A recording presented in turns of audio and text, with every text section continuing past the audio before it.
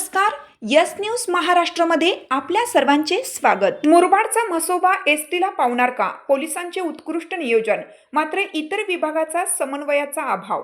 ठाणे जिल्ह्यातील प्रसिद्ध मुरबाड तालुक्यातील म्हसोबा यात्रेत आतापर्यंत 5 ते 8 लाख भाविकांनी हजेरी लावली असून एवढ्या मोठ्या यात्रेचे पोलिसांकडून अत्यंत उत्कृष्ट नियोजन केलं असलं तरी इतर विभाग म्हणजे ग्रामपंचायत, आरोग्य व इतर विभागाचा पुरता खेळखंडोबा झाला असल्याचे दिसून येत आहे. हे काही असले तरी एसटीसाठीची भाविकांची गर्दी आणि रांग पाहता यंदाचा म्हसोबा एसटीला पावणार असे दिसत आहे. मुरबाड तालुक्यातील म्हसोबा यात्रा जिल्ह्यासह परराज्यात देखील प्रसिद्ध आहे. बैल बाजार, शेतीसाठी उपयुक्त साहित्य, अवजारे, संसार उपयोगी वस्तू खरेदीसाठी मोठ्या प्रमाणात भाविक लोक, नागरिक येतात. या नियोजनासाठी आमदार, खासदार, प्रशासन, पोलीस यांच्या बैठका झाल्या. यातील पोलिसांनी चांगले नियोजन केलं. वाहतूक व्यवस्था, एसटीचा थांबा हा अगदी म्हसा चौकाजवळ असल्याने भाविकांचा पायपीटचा त्रास वाचत होता. तसेच पोलिसांचे पेट्रोलिंग मुख्य रस्त्यावरील गर्दीतून होत असल्याने हौशे, नवशे, गौशे, टपोरी, छेडाछेड करणारे यांना धाक बसत होता. शिवाय पोलीस टॉवरवर बसून गर्दीवर देखरेख, नियंत्रण ठेवताना दिसत होते. शिवाय हरवलेल्या व्यक्तींची लाऊडस्पीकरवर वारंवार घोषणा होत असल्याने नातेवाईक त्यांना शोधण्यासाठी बरोबर पोलीस मंडपात येत होते व नातेवाईकांना पाहताच आनंदी चेहऱ्याने पोलिसांना धन्यवाद देत होते. मात्र शौचालये, कचरा कुंड्या, स्वच्छता, आरोग्य तपासणी पथके कुठे आहेत किंवा कुठे फिरताना अजिबात दिसले नाहीत. शिवाय त्यांच्यामधील समन्वयाचा अभाव प्रकर्षाने दिसून येत होता.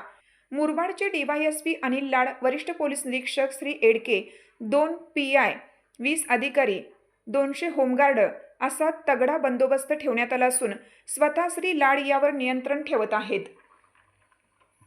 एसटीला भाविकांचा चांगला प्रतिसाद मिळत असून यंदाचा म्हसोबा एसटीला पावणार असे चित्र गर्दीवरून दिसत आहे.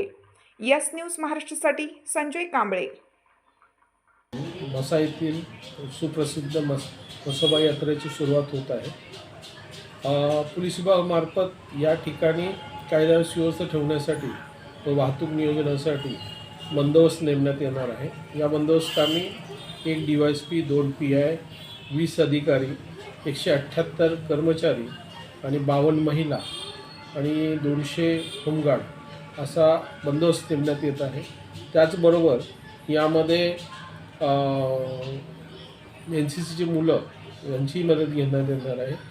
यामध्ये 2 प्रकार आहेत. एक तर वाहतूक नियोजनामध्ये म्हसा गावातला जो वाय पॉईंट आहे तिथला रोड बंद करून त्याला दोन्ही बाजूला कर्जतकडे जाण्यासाठी बायपास देण्यात आलेला आहे. त्याचबरोबर कर्जतकडून मुरबाडकडे येण्यासाठी बायपासशी केलेला आहे.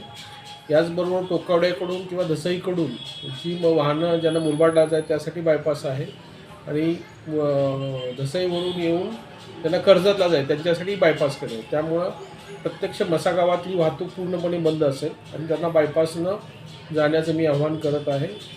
याचबरोबर अवजड वाहनांना प्रतिबंध करण्यासाठी आम्ही जिल्हाधिकारी यांना नोटिफिकेशनसाठी विनंती केलेली आहे. ती नोटिफिकेशन प्राप्त झाल्यानंतर ते प्रसिद्ध करण्यात येईल आणि त्याप्रमाणे अवजड वाहनांना या कालावधीत या वाहनांना पर्यायी मार्गाचा त्यांना अवलंब करण्यासाठी आम्ही आवाहन करत आहोत. याचबरोबर या पूर्ण यात्रेमध्ये सर्व ठिकाणी CCTV वापरण्यात येणार आहे. दोन्ही बस डेपो, त्याचबरोबर ज्या ठिकाणी यात्रेकरूंना, भाविकांना खेळण्यासाठी उपयोग आहे, बैल बाजार, घुमडी बाजार, याचबरोबर मुख्य मार्केट आणि देवस्थान या ठिकाणी सर्व ठिकाणी CCTVचा वापर करण्यात आला आहे. याबरोबर हे दिवस रात्र बंदोबस्त 24 तास राहणार आहे. पोलीस या ठिकाणी माझं आव्हान आहे की सर्व भाविकांनी पोलीस प्रशासनाला मदत करावी आणि शांतते आणि शिस्तबद्धरित्या त्या ठिकाणी दर्शनाचा लाभ घ्यावा किंवा या सर्व ज्या काही व्यापार ठिकाणं आहेत त्या ठिकाणीसुद्धा शांततेने, शिस्तीने पोलिसांना सहकार्य करावं. याचबरोबर कोणतीही त्या ठिकाणी नियंत्रण कक्ष नेमण्यात आले आहे. त्या ठिकाणी 24/7 अंमलदार उपस्थित असतील, अधिकारी उपस्थित असतील. ज्यांना काही मदत आवश्यक असेल पोलीस प्रशासनाची मदत घ्यावी. याच ठिकाणी फायर ब्रिगेड, हेल्थचे इमर्जन्सी सर्व्हिसेस हेही उपलब्ध करून ठेवण्यात आलं आहे.